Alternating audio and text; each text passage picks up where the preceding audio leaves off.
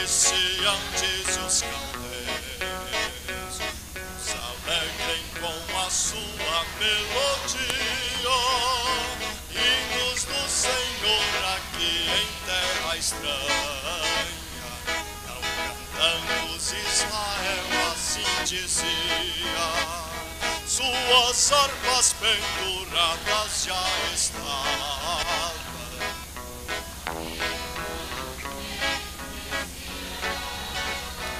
E os tiranos que os levavam escravizados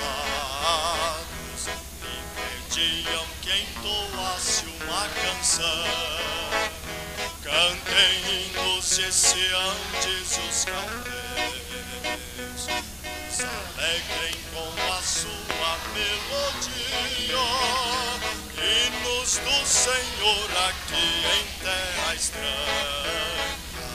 Não cantamos Israel, assim dizia, se eu me esquecer de ti, Jerusalém.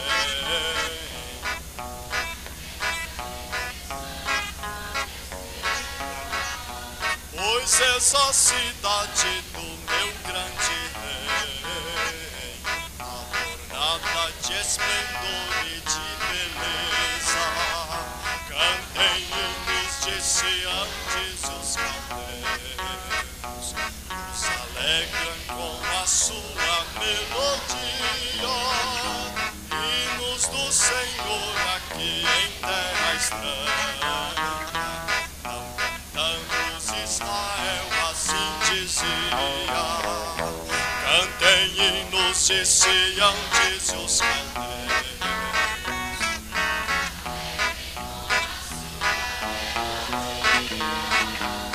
Hinos do Senhor aqui em terra estranha. Cantamos Israel, assim dizia. Glória a Deus. Número 109. Quando terminar minha carreira, neste mundo cheio de aflição, lá no céu com meu Jesus, gozarei a doce luz da cidade de Sião.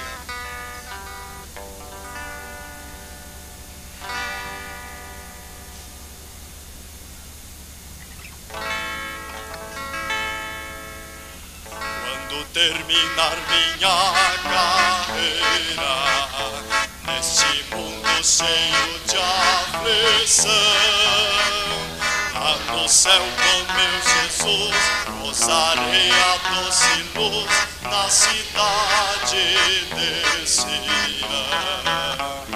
Com meu Jesus, lá no céu irei morar, juntamente com os anjos, aleluia.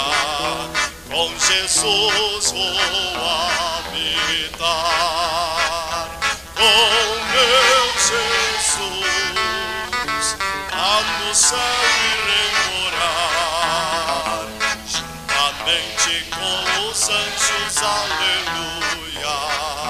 Com Jesus vou habitar,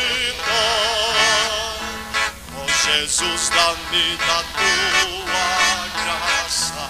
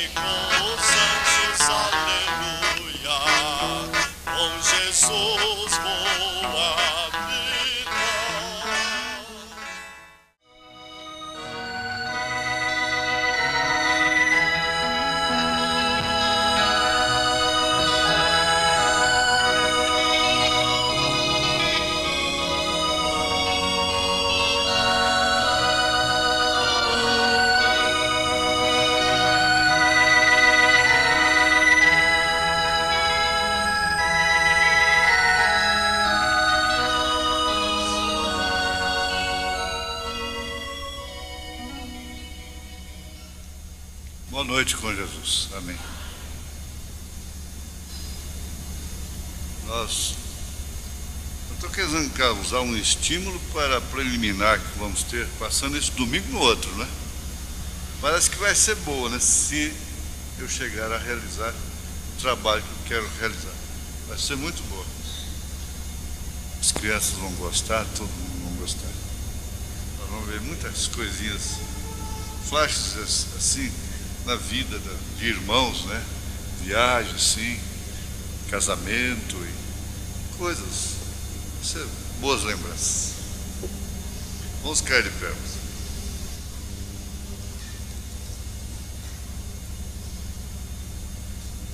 Verso 37, somente, do Salmo 37.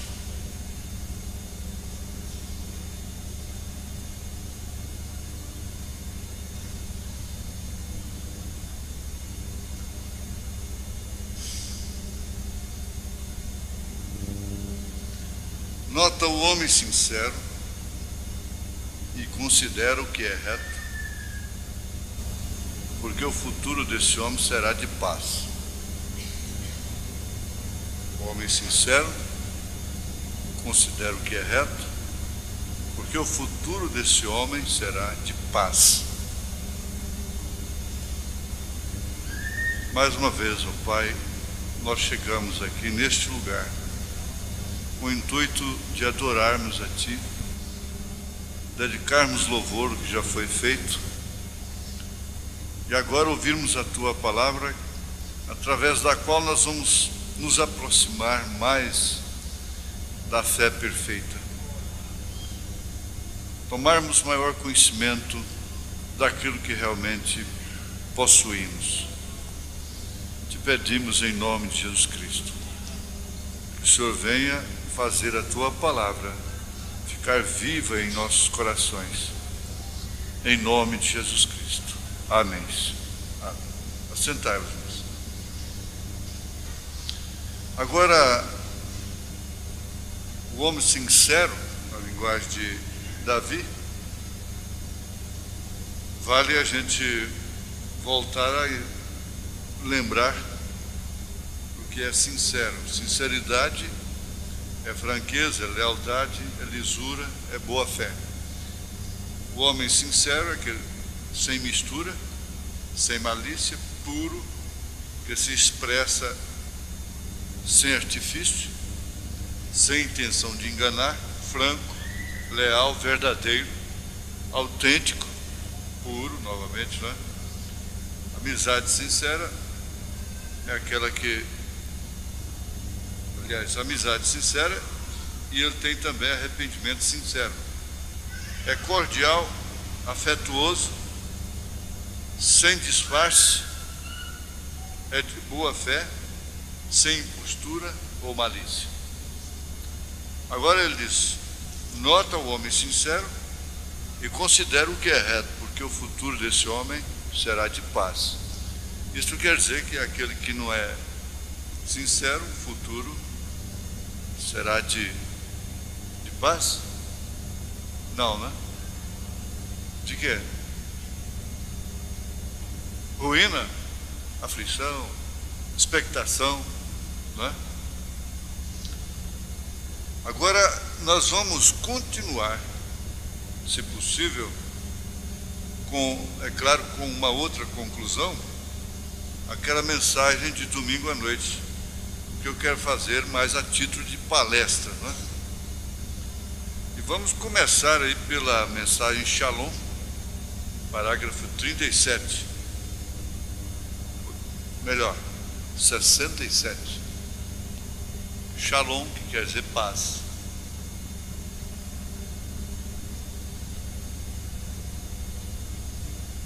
Agora, há poucos meses atrás, eu preguei numa série de reuniões no tabernáculo sobre as 7 eras da igreja. Você talvez, todos já ouviram. E quando eu terminei de desenhar no quadro negro as 7 eras da igreja, como que a luz entrou e como que a luz foi embora. Essa luz sempre o acompanhou, não é? E eu acho que vocês têm aquilo, talvez aqui em algum lugar. mas está no nosso meio, de qualquer maneira nós sabemos. E a coisa estranha, no último dia, quando a última era da igreja foi desenhada, esta grande coluna de fogo, a qual está em nosso meio, desceu no meio de centenas de pessoas e se foi afastando para a parede detrás do tabernáculo. E lá diante dessas centenas desenhou essas 7 eras, escurecendo e clareando, exatamente da maneira que eu tinha desenhado no quadro, misteriosamente.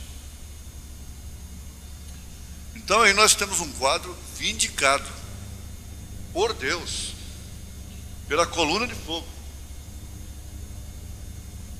pelo Espírito Santo. É um quadro vindicado. Isso aí não falha, não tem como falhar. E a própria história confirma isso. Porque a mensagem é composta de escritura, história e revelação. O que os demais não têm, pode ter a escritura e a história, mas tem a interpretação, que mata. Aí é onde a letra mata, ao invés de ter a revelação. Agora, baseados nisso, nós podemos prosseguir avaliando o que nós temos. O grande valor que nós temos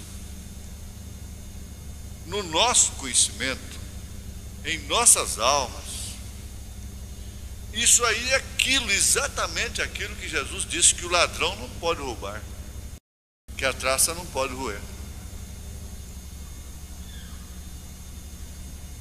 Se um homem se educa, aprende matemática, português, línguas, de modo geral, inglês, francês, vira um poliglota, ninguém pode tirar aquilo dele, a menos que ele sofra um dano cerebral. Mas não tem ladrão que possa roubar aquilo dele.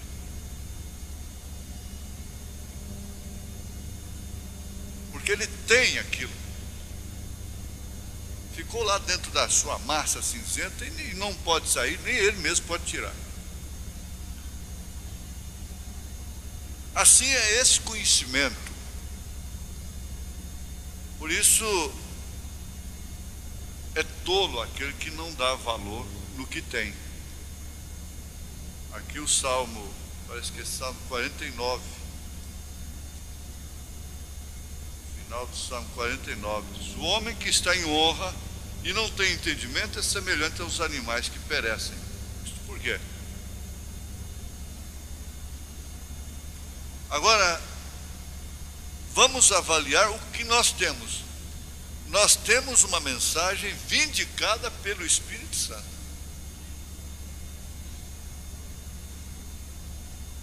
Agora, outro dia nós tivemos o evento da história da igreja na Bíblia. A lua representa a igreja. Faz parte, isso aqui ele continua no assunto sobre o zodíaco, né?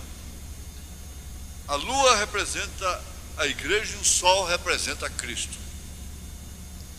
Pois encontramos isso em Apocalipse capítulo 12. A mulher, a qual era a igreja, ela foi encontrada com a lua sob os seus pés e o sol em sua cabeça, 12 estrelas em sua coroa, que é a velha lei judaica ortodoxa, estava sob os seus pés. Ela havia atravessado aquilo para a luz do sol. As 12 estrelas são os 12 apóstolos que nos trouxeram as mensagens agora sob o Espírito Santo. Agora encontramos que a lua está nos céus para refletir a luz do sol na ausência do sol. É entendido? Ela só reflete a luz do sol na ausência do sol. Porque o sol está simplesmente nesta hora do outro lado da terra. E a lua estando deste lado, pela longitude, o sol reflete nela, não está na terra direto, mas então é uma luz indireta, né? Então, na ausência do sol, a lua reflete a sua luz. Ela nos dá a luz para nos ajeitarmos. Mas isso continua, não importa o tanto que isso reflita, o quanto a lua esteja bela, clara, isto ainda permanece a não ser a luz perfeita. Ela tem a luz? Não, ela não tem luz própria. Ela não tem luz em si mesma, própria. Ela reflete a luz do sol, e por se tratar de um reflexo apenas, essa luz não é perfeita. Agora, ele está falando exatamente da igreja.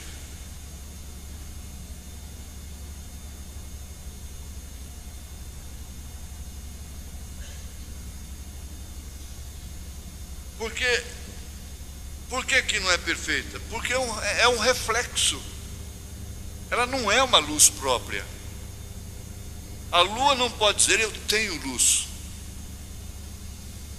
eu emito luz. E o sol brilha contra a lua, e a lua reflete a sua luz na ausência do sol. Mas quando o sol nasce, não necessita mais da lua.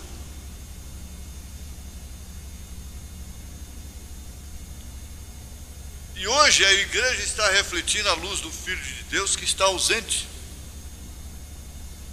A igreja é um reflexo da luz. Veja, eu anotei aqui, a lua como a terra não tem luz própria. Isso quer dizer, se você for viajar para a lua, estar lá na lua, quando o sol se esconder para a lua, para aquele lado, aquela banda da lua que você está, a terra vai refletir. Você vai ver a terra brilhando, o brilho da terra. E com maior densidade, porque é uma luz mercúrio,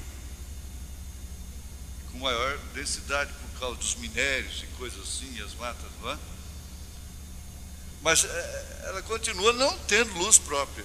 A terra, como a lua, não ilumina a si própria.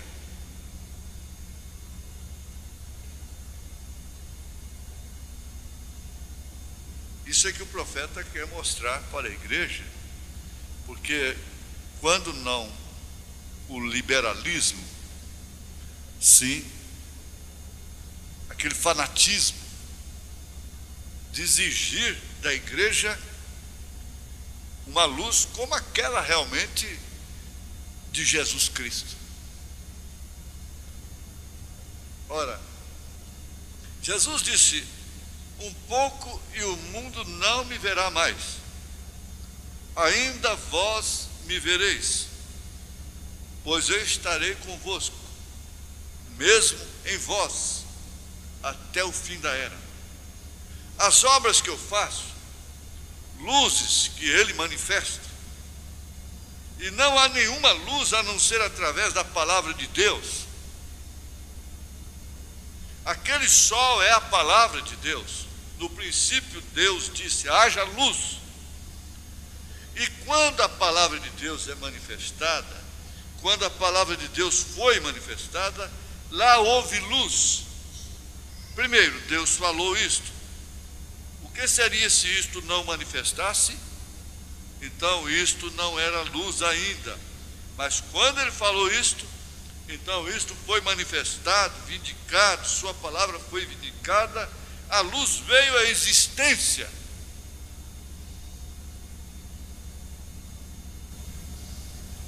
Vamos ver aqui o parágrafo 110. Parágrafo 110, da mesma mensagem, Shalom. me ver aqui. Mas o eleito e a luz agora, tenho falado sobre o escuro. E eu já gastei a metade do meu tempo, 11h30. Agora vamos voltar a isso. Densa escuridão está sobre as pessoas. Agora, e a luz? Afinal, o que realmente o homem tem? O que ele tem de natural mesmo é trevas, escuridão. O que ele tem, que ele pode dizer que realmente ilumina, não é dele, é de Deus. Então é uma densa escuridão sobre as pessoas. Agora é a luz. Ele disse que densa escuridão estaria sobre as pessoas, mas haveria luz. Levanta-te e resplandece, porque já vem a tua luz. Já vem a tua luz, quer dizer, ela é tua, mas não é própria. Essa roupa é minha, mas ela não é própria do meu corpo. Como pode haver escuridão e luz? Tem que ser separado. E a única coisa que separa isto, a palavra manifesta, separa. Ela leva isto para o outro lado.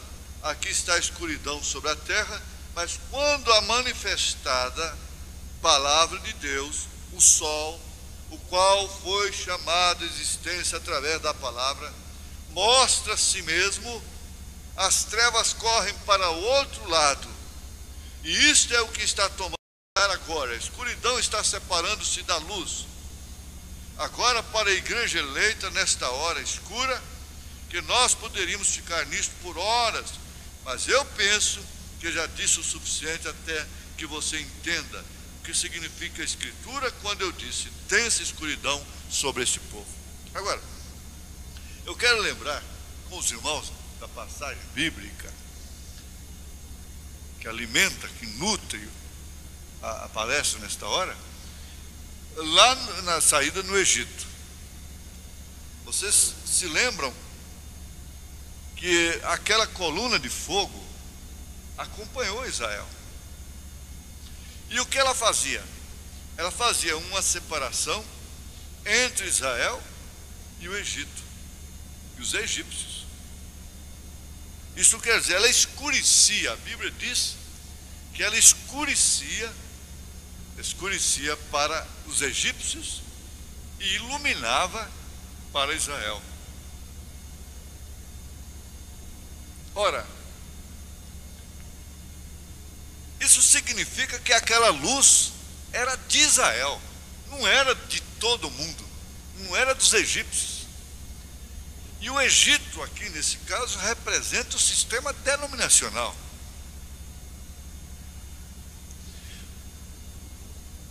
O que um crente da mensagem tem que valorizar mais hoje? O que ele tem por ser mais agradecido? É exatamente isto. Ele é carne, ele é sangue, ele está sujeito às mesmas paixões que os demais.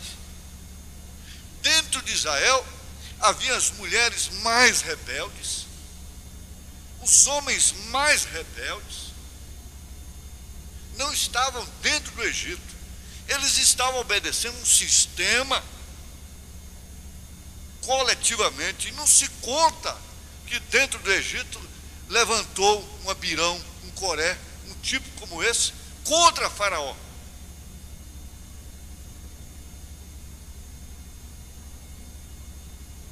Mas dentro de Israel levantou.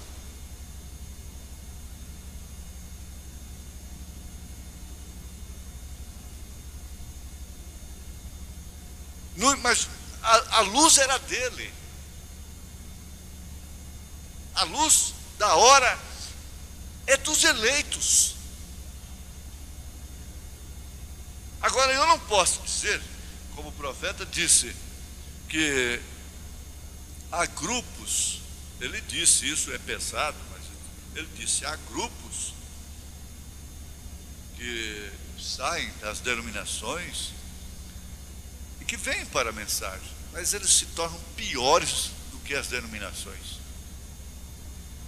Maledicentes, murmuradores, queixosos, mexeriqueiros, fuxiqueiros. Tudo aquilo que Paulo condenou e que estava dentro da sua igreja em Corinto. Porque as cartas de Paulo não são para o mundo, são para a igreja.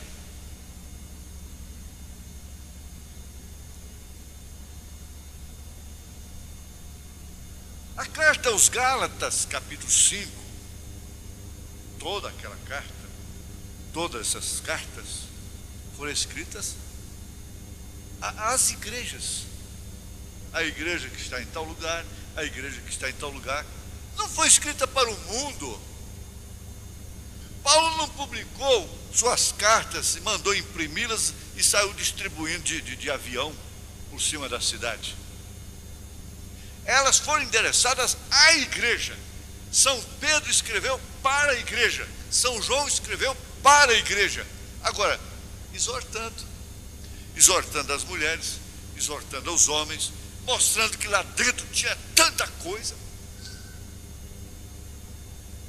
Paulo chega a fazer menção do que realmente aconteceu lá, com o povo que estava sob a mesma nuvem e que beberam da mesma água. Estavam na mesma mensagem. Veja, 1 Coríntios capítulo 10, não é? Penso que sim. Vejamos. Ora, irmãos, não quero que ignoreis que nossos pais estiveram todos debaixo da nuvem e todos passaram pelo mar.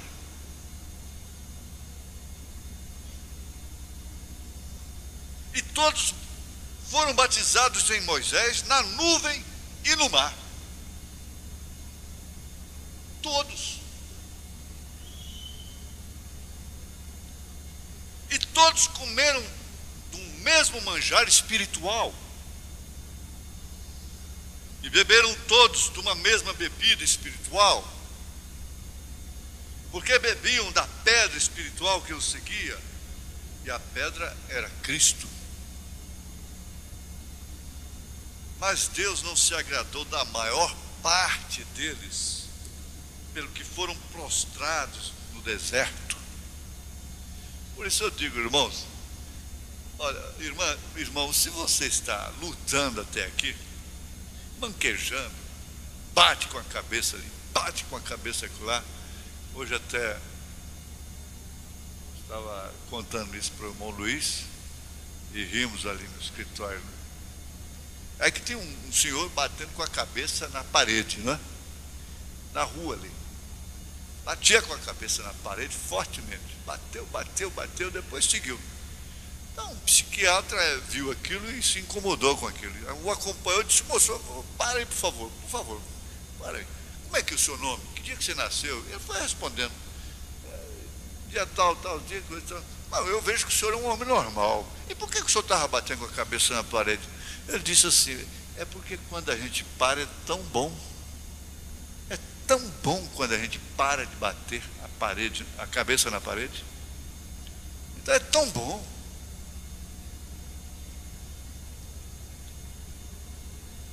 Quando a gente para de bater com a cabeça na parede, dá um descanso, né?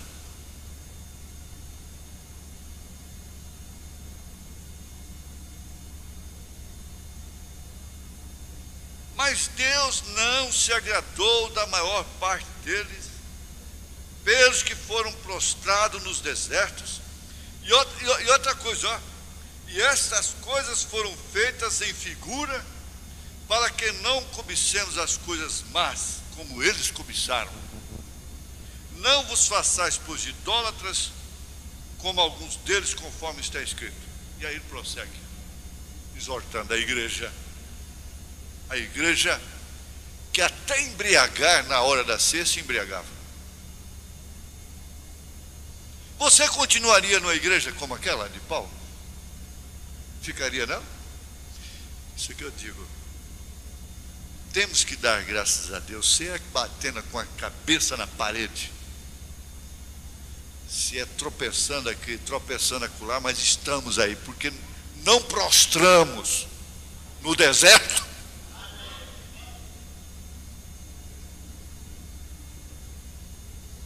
Ainda estamos aí, esperando naquela condição que Abraão esperou. O que realmente Abraão tinha para ter o filho? Ele não tinha nada, ele tinha a promessa, quer dizer, ele tinha tudo, mas como homem ele não tinha nada. O que tinha Sara de próprio, enquanto nova não tinha possibilidade de ter o filho. Agora, depois de velha, ela tinha alguma propriedade, alguma condição própria. É dessa forma que a igreja vai, porque a igreja laodiceana tem ouro e tem prata, é rica, é abastada, mas é nua, é cega, é desgraçada, é pobre, é miserável, não tem a mensagem da hora. Quem não tem a mensagem da hora é pobre, é miserável, é desgraçado.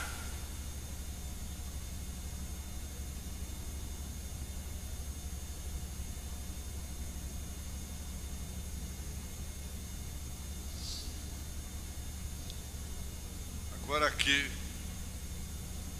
nesse parágrafo 110,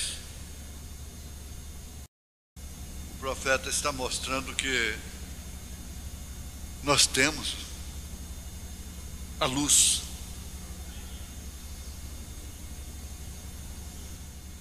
Justamente na hora da escuridão, e ele disse: essas duas coisas não caminham juntas. Ou tem luz, ou está na escuridão. Ou pode ver, ou não pode ver, ou está cego. É aquilo que Simeão tinha, um velhinho, já cansado, caduco. Quando ele viu aquela jovem mulher entrando no templo, com um bebezinho envolto em biras,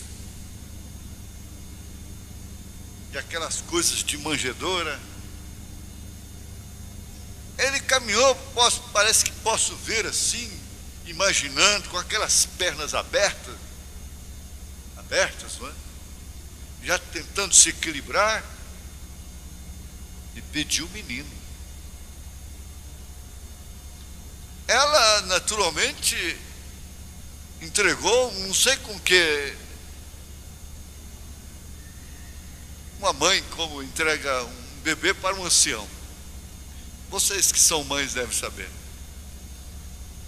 E ele levantou a criança e disse, com seus olhos também levantados: despede agora o teu servo em paz. Em paz. Isso quer dizer, eu fui sincero na minha vida, na minha fé. Porque meus olhos viram a tua salvação. Isso quer dizer, viram a luz que raiou nessas horas de trevas.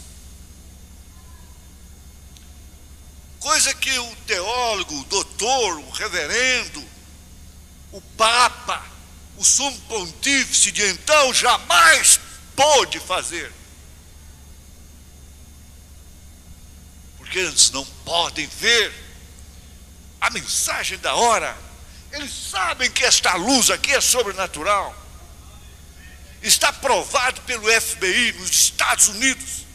Está lá na exposição de arte religiosas, lá de Washington, da capital dos Estados Unidos, como a única foto sobrenatural. Aquilo ali, eu tenho a revista Life aí. Isso aí foi retirado da revista Life, de observatórios científicos. dos Estados Unidos. Essas nuvens. Mas pode lhes enxergar isso nos narizes. Está tão cheio de teologia, de credos e de dogmas, que eles não podem ver as Escrituras se cumprindo. Suas vistas estão ofuscadas.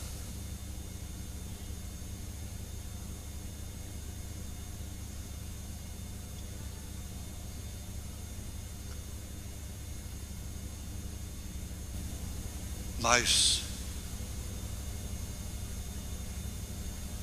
há uma pessoa mais rica, mais bem-aventurada do que aquela que pode ver essas coisas agora. Olha, vocês querem saber de uma coisa? Não havia uma mulher, senão, bem entendido, senão aquelas que alcançaram a mesma graça, mais bem-aventurada dentro de Jerusalém do que Maria Madalena.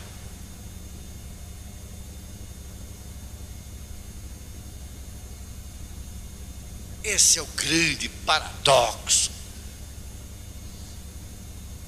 Isso quer dizer, você ora, Senhor, alimenta a igreja, alimenta as irmãs, os irmãos para o dia a dia.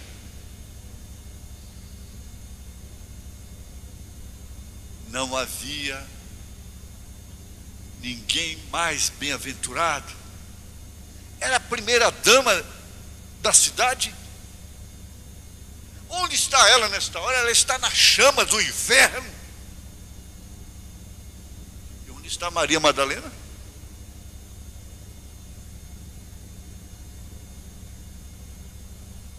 O renegado que não pode ser esquecido nunca lá no Calvário, porque no Calvário não se encontra só Jesus, encontra eu também, encontra-se você também, encontra-se o ladrão,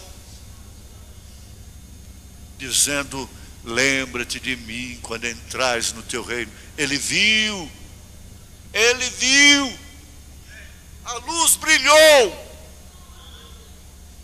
e mostrou que ali, moribundo, com seus ossos podendo ser contados, estava um rei, dono de um paraíso, dono de um reino. Lembra-te de mim quando entrares no teu reino.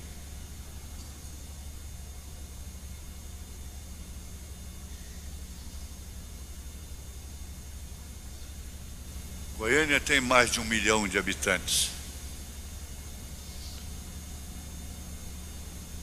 Se aqui temos 700 pessoas, 600 pessoas, isso representa o quê? Qual é a porcentagem?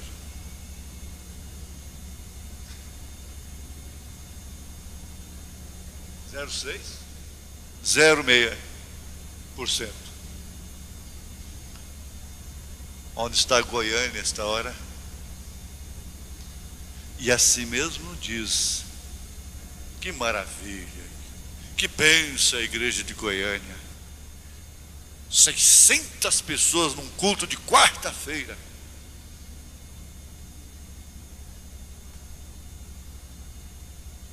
Seiscentas pessoas num culto de quarta-feira.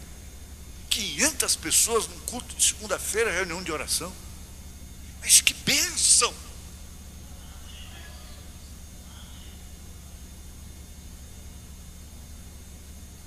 Nesta hora, a igreja da Globo deve ter no mínimo 100 milhões de fiéis prostrados no seu altar da novela. Novela das 7, novela das 8, novela de sei mais de que hora. A igrejinha da Globo está do extremo sul ao extremo norte, nos bairros e favelas, levando luz, padronizando a maneira de se vestir,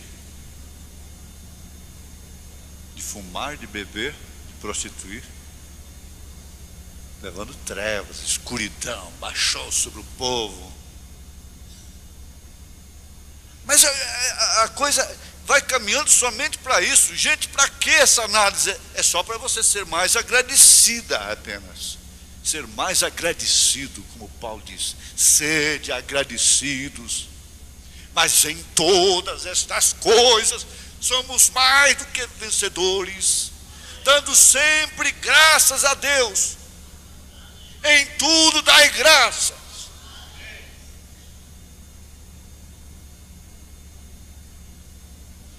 Você poderia estar assistindo o culto da Globo esta hora. Não passa de um monte de carniça, uns urubus assentados em cima, comendo. Mas você está comendo comida de águia. A carne fresca do dia. Essa luz quem trouxe.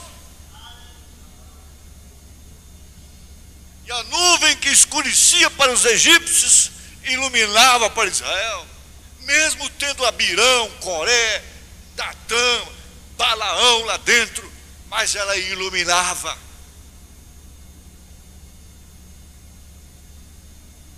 Se sofrem os justos pelos pecadores, também os pecadores são abençoados por causa dos justos. É tanto assim que o mundo ainda não pegou fogo por causa dessa igrejinha. Essa igrejinha, não é só de Goiânia, que eu falo igrejinha, é a igreja noiva em toda a terra. Deus não botou fogo nessa terra ainda, como fez com Sodoma e Gomorra, porque ela ainda está aqui. Mas sim que ele tirá-la, isso vai cair na grande tribulação,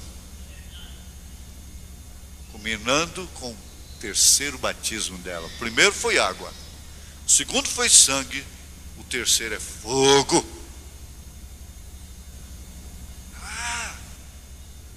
Essa luz mostra essas coisas. Não sou eu quem estou dizendo. Aqui está.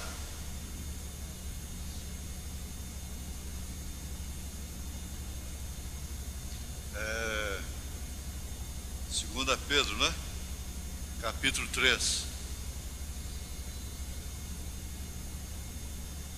Sabendo isto, primeiro isto, versículo 3 em diante, que nos últimos dias virão escarnecedores andando segundo as suas próprias concupiscências, e dizendo: onde está a promessa da sua vinda?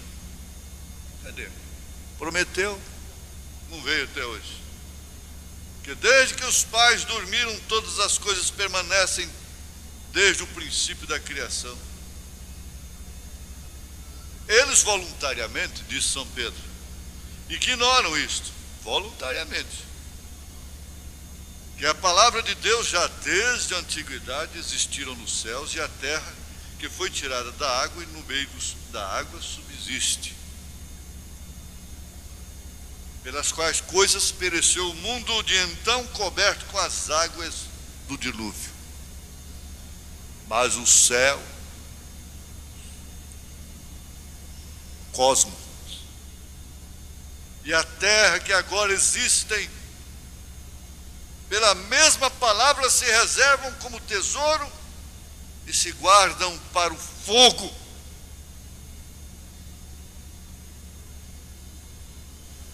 até o dia do juízo e da perdição dos homens ímpios.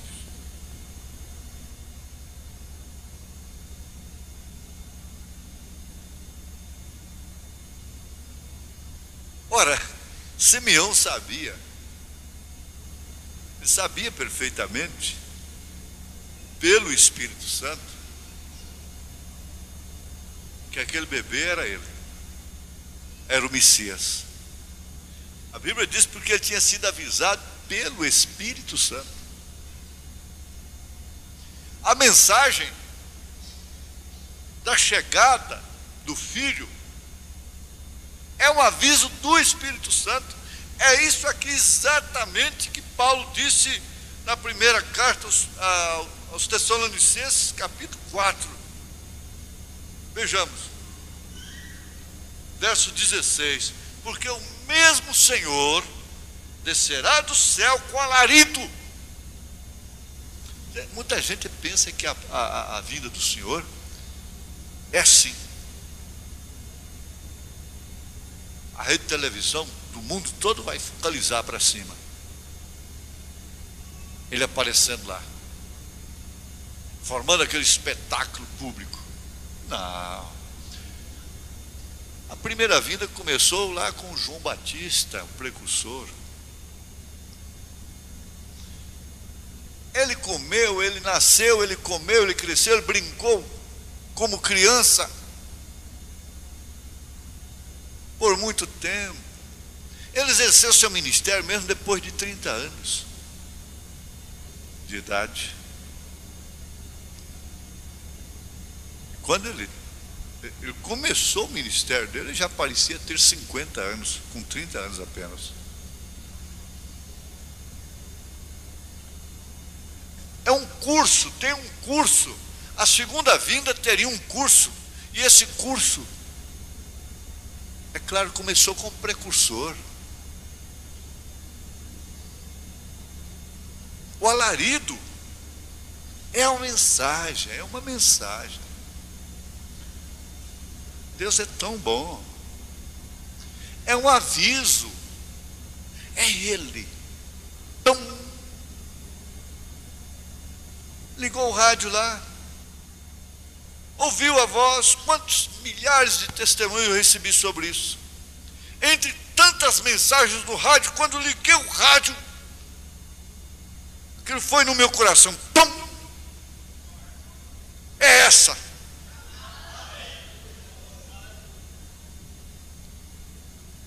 E ali acabou o assunto.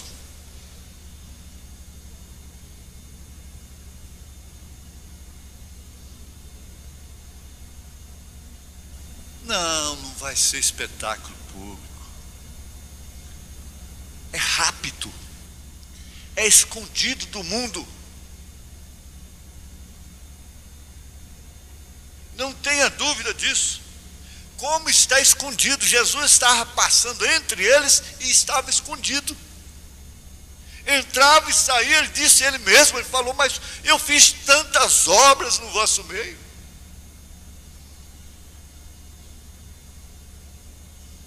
Estava escondido.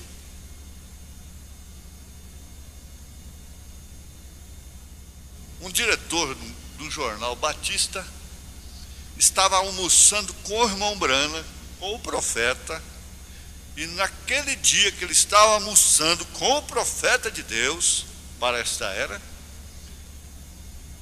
o seu jornal estava publicando em manchete: precisamos de um profeta para retornar.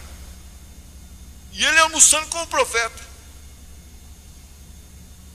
eles clamando pelo Messias, e o Messias lá no meio deles.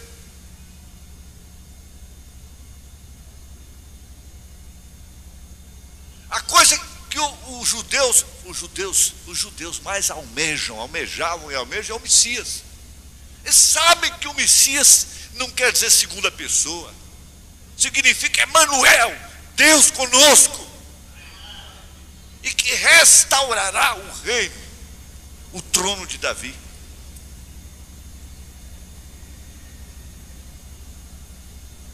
Tem um muro da lamentação até hoje, inclusive para tirar a abominação, a assolação do lugar que deve estar, a mesquita que está no lugar do grande templo, significando a mulher fora do seu lugar, abominação e assolação que está assolando a terra, a mulher fora do lugar dela, no lugar em que ela não deve estar. E quando isso acontecesse, seria então a hora. Jesus disse: quando isso acontecer.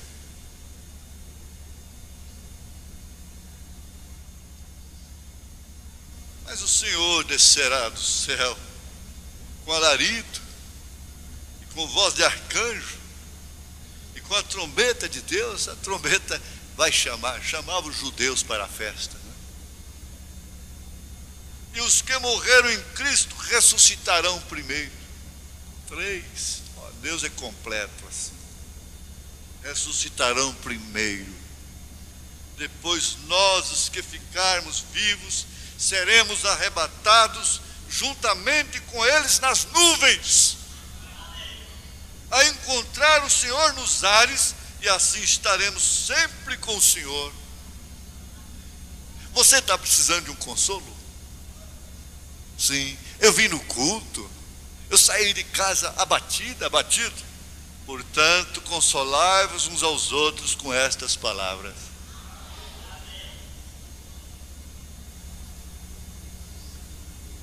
Irmãos, vamos ver só mais um tempinho aqui, ó. Para que pressa? Eu gostei tanto disso aqui. É sobre o futuro, mas é um pouco longo, não vai dar. Não vai dar. É custoso, a gente tem que respeitar o tempo.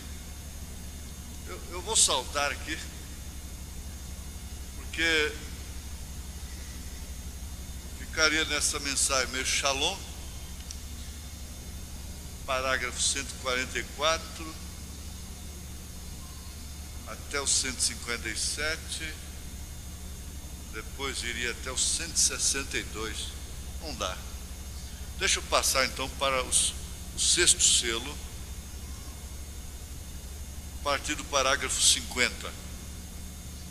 É muito conhecido, é o caso da prima órfã. E você sabe então que aquele rapaz lá de Chicago era dono daquela fazenda, daqueles ranchos, lá no oeste. Ele foi lá, e lá o retireiro dele tinha 3 moças muito bonitas, e com eles morava uma prima delas. Ela era órfã de pai e mãe, trabalhava para eles. E eles fizeram aquela festa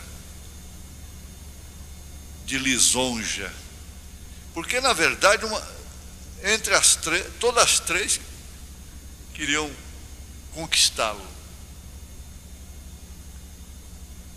E elas se preparavam da melhor maneira possível para se apresentar. Foram 3 dias de festa.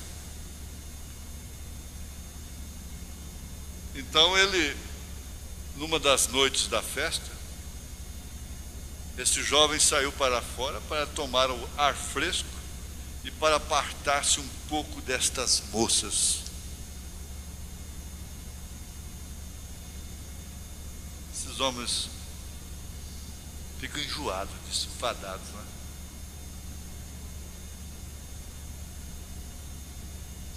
Ao olhar para o curral, viu uma jovem um pouco andrajosa que estava carregando uma vasilha de água suja onde havia lavado as louças. É o tipo da igreja de Jesus. É onde se lava a sujeira mesmo, né? Ele pensou, eu nunca tenho visto essa moça antes. De onde haverá saído? E nisso se propôs a chegar até onde ela estava. Ao chegar frente a ela, notou que estava descalço. Então ela parou e baixou a cabeça, porque já sabia que era aquele jovem, e ela não podia ocultar sua timidez em presença dele. Apenas era uma prima das outras jovens, cujo pai era o que cuidava deste enorme rancho. E ela permaneceu com sua vista para o chão, que estava tão envergonhada de estar descalço. Tudo isso tem um significado, né? Então ele lhe perguntou, como te chamas? E ela disse seu nome. Logo lhe perguntou, por que não estás ali na festa com as demais? Ela lhe respondeu com certas escusas. Então, na noite seguinte, ele foi vê-la de novo. Enquanto todos estavam felizes com seu ruído e alvoroço, ele estava ali assentado no curral. Olha, nós estamos aqui agora, né?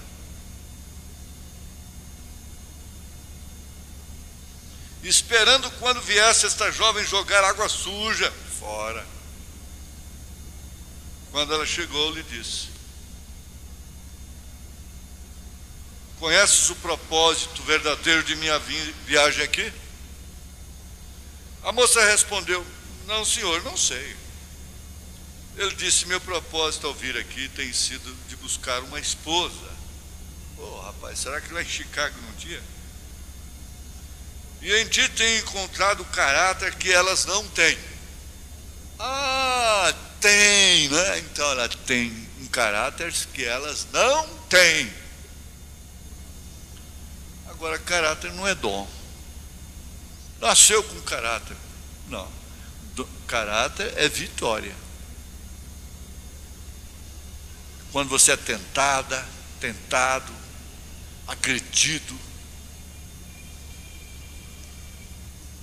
e você resiste, vence.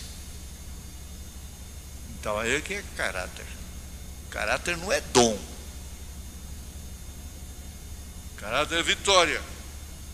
Então ele disse: pois bem, naturalmente ela podia estar lá em Chicago procurando emprego por lá, não é? Uma casa de programas e coisas assim, porque não tinha pai nem mãe. Meu propósito ao vir aqui tem sido de buscar uma esposa, e em ti tem encontrado o caráter que elas não têm. Você tem uma coisa que elas não têm. Elas têm. Você é uma escrava aqui. Você parece que nasceu só para servir. É uma escrava naquela casa.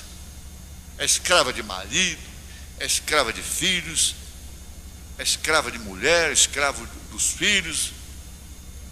Mas você tem uma coisa que eles não têm, que o mundo não tem: o caráter de Cristo. A fé genuína na mensagem da hora. Aí o profeta diz assim: penso em minha igreja quando digo isto. Disse para a moça: te casarias comigo?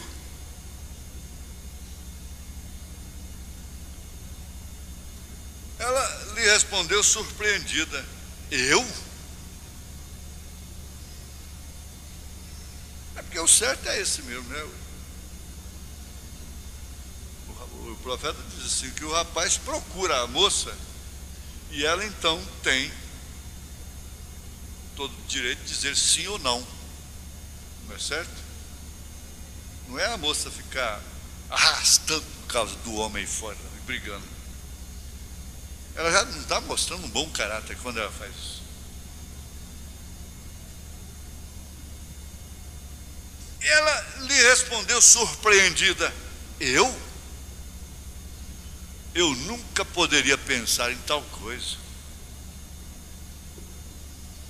Ela sabia que este jovem era o filho do dono de todos esses ranchos. Ranchos as fazendas, das máquinas empacotadoras e quantas coisas mais. Ele disse: sim, é que não tenho podido encontrar uma esposa a meu gosto em toda a cidade de Chicago, de onde venho. Que vergonha. Quando o irmão Branham ainda era vivo, 25, quase 30 anos atrás, era 30 mil abortos por mês, só em Chicago. 30 mil por mês. Seria 1000 por dia, né? Em média. Então, em toda Chicago, eu não tenho encontrado uma mulher que sirva para ser a minha esposa. E tudo que eu tenho estado buscando, eu tenho encontrado em ti. Te casas comigo? Ah, mas encontrou como? Só 2 noites, só porque a moça estava lavando vasilha? Então, minha filha, o dia que eu for na sua casa, você corre e vai lavar vasilha. Fica descalça, bem andrajosa. Ai, não se enfeite. Não se enfeite, não.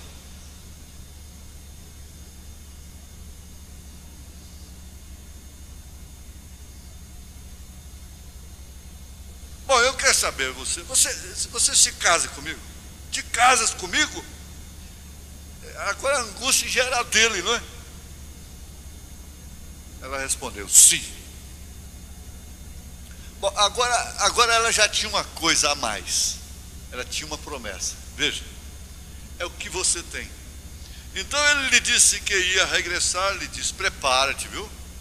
Dentro de 1 ano, a partir de hoje, eu voltarei por ti e te levarei para longe deste lugar. E então não terás que trabalhar desta maneira mais. Mãe! Mãe! Mãe! Pai! Não terás que trabalhar desta maneira. Iremos a Chicago e te construirei uma casa como nunca tens visto. Ela disse, pois eu nunca tenho tido um lar, sou uma órfã. Ele lhe disse, pois eu vou te construir uma casa, eu voltarei por ti. Ele disse, na casa de meu pai há muitas moradas, e eu vou vos preparar lugar.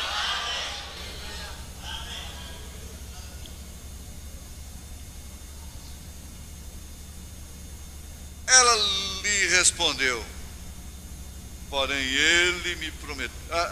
Espera aí, eu saltei aqui.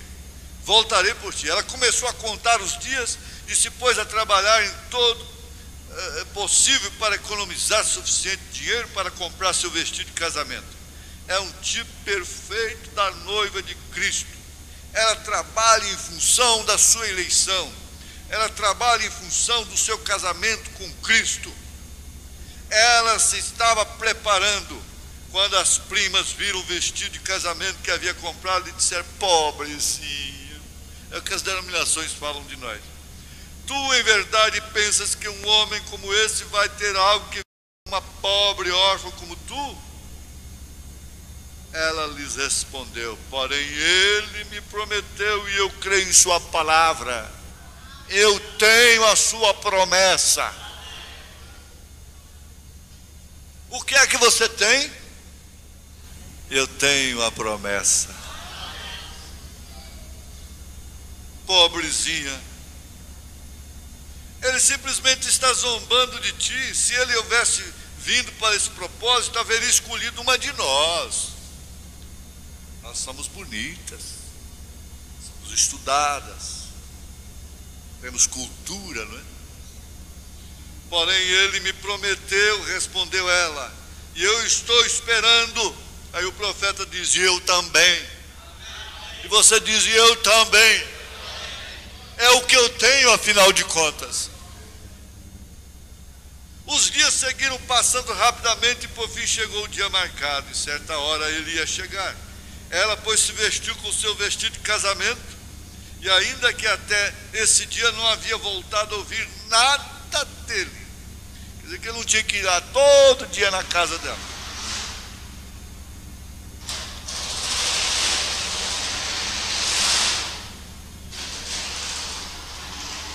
Sem caminhão ninguém come.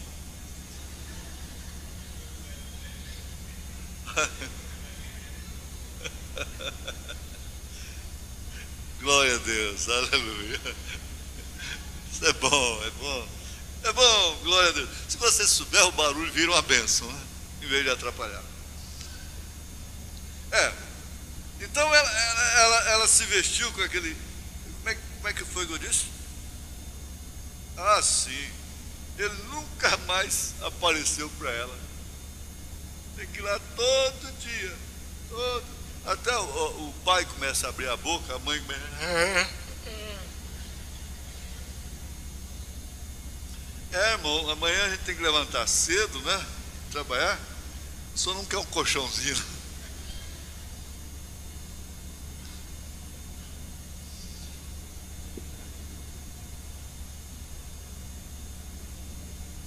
Veja só, e ainda que até esse dia não havia voltado a ouvir nada dele. Foi o que aconteceu com Maria, o anjo veio, falou com ela, foi embora, nunca mais pregou para ela. Foi o que aconteceu com Abraão. Ele ouviu a promessa e Eloí foi embora. Não ficou lá todo dia, Abraão. Mas ela sabia que ele viria. Se vestiu e preparou tudo. Agora estavam rindo dela, dando gargalhadas, já que aquele jovem havia vindo e nenhuma delas havia ouvido nada disto, como elas poderiam ouvir? Elas podem ouvir, as denominações podem ouvir. Uma bola de fogo em cima do rio Ohio, quando o irmão Brana batizava uma irmã, uma bola de fogo desceu do céu e disse: assim como João Batista foi o precursor da minha primeira vinda, a tua mensagem será a precursora da minha segunda vinda. Eles ouviram isso? Eles ouviram quando uma voz desceu, ecoou no céu: tu és meu filho amado em quem me compraste? Não, eles não ouviram. Eles não podem ouvir, porque bem-aventurados são aqueles que ouvem. Estavam rindo dela, já que aquele jovem havia vindo e nenhuma delas havia ouvido nada disto. Para elas era uma coisa muito misteriosa, e em verdade assim ainda é muito misteriosa. Nós parecemos loucos, doidos, porém esta jovem estava baseada na promessa que ele lhe havia feito, e ela tinha a sua promessa de que voltaria por ela. E as primas estavam rindo e fazendo toda a classe de crítica, porém ela se manteve calma.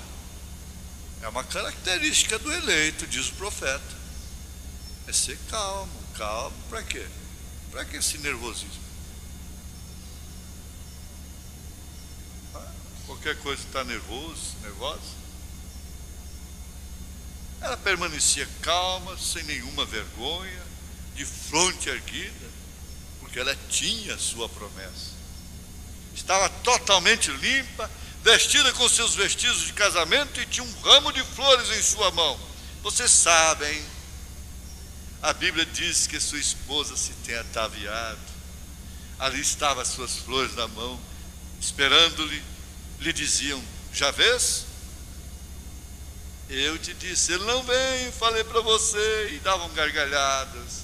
Respondeu: ainda faltam 5 minutos, ele chegará. Continuaram sua crítica, porém ao passar os 5 minutos se começou a ouvir o galope dos cavalos correndo e as rodas rodando. A carruagem parou frente a ela. Ela saltou dentre as primas e saiu correndo para a carruagem, ao mesmo tempo que ele havia encontrar-se com ela. Então a recebeu em seus braços e lhe disse: amada, já tudo isso tem terminado. Deixou as primas, as denominações assombradas, e se foi a Chicago, ao novo lar que lhe havia sido prometido. Eu sei de outro também que nos tem feito uma promessa semelhante, porém muito mais sublime. Você tem esta promessa: vou preparar-vos lugar, e se eu for preparar lugar, virei outra vez e os tomarei para mim mesmo, para que onde eu esteja, estejais vós também. Pode ser que os demais digam que estamos loucos, porém, irmãos, para mim, durante esse tempo, quando os selos estão sendo abertos desta maneira tão sobrenatural, quase posso ouvir o tic-tac daquele grande relógio que está marcando o tempo que terminará ali na eternidade. Quase posso ver o anjo parado ali, dizendo-nos ao final da mensagem do 7º anjo: o tempo não será mais. Então essa noiva tão leal tomará seu voo para pousar nos braços de Jesus, e ele a levará à casa de seu pai. Pensemos, pois, nessas coisas enquanto entramos no tempo. Aleluia, glória a Deus, amém, amém. Termino. Ora. Vamos ficar de pé, irmãos. 22 horas, Rádio Clube, né? Sexta-feira, mais um culto de bênçãos.